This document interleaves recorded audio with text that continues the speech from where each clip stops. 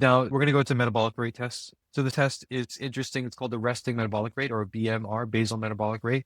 It's the amount of calories you burn at rest if you just like never left your bed all day, you just sat there, didn't move a single muscle all day. And you have to add to that your exercise calories and your non-exercise energy expenditure, fidgeting, walking, standing up and sitting. And so of those three, the biggest one is the resting metabolic rate, is the calories burned when we're just digesting, our brain is doing stuff. That's the biggest amount of calories we burn in the day. And interestingly enough, the number two is the non-exercise energy expenditure. So if you spend an hour a day at the gym, that's going to be less than your non-exercise energy expenditure. So it's called indirect calorimetry. It measures oxygen and carbon dioxide to estimate the calorie burn at rest. And it's, as I mentioned, your total calories per day, RMR plus non-exercise movements and exercise movements. So you want to add those other things up before you figure out how many calories per day you're burning. And the reason people get this is sometimes people feel like they're doing everything right, but they're not losing weight. I'm trying everything, I'm doing everything right.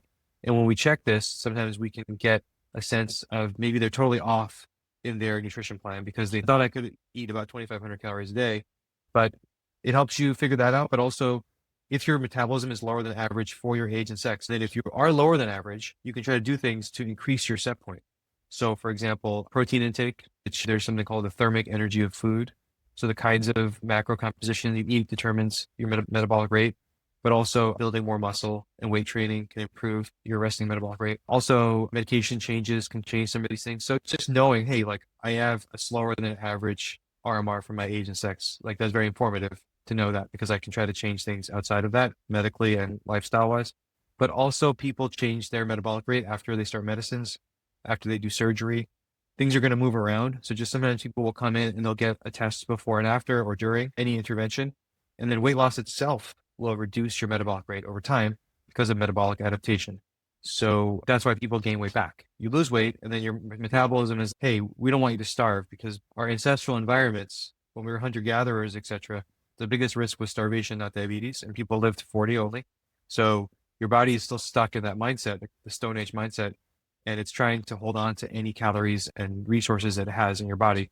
So it'll decrease your metabolism and it'll make you not want to move as much so that you can regain that weight. Intermittent fasting also is hypothesized to not decrease your resting metabolic rate, but for some people it does. So they want to check that for exercise, nutrition plans, medication choices, etc. And what to expect here, you have to not eat for at least 8 hours before the test because what you eat with your food can determine your metabolic rate. So you want to get like a baseline, a pure baseline, avoiding caffeine, no coffee in the morning. Your normal, yeah, good luck.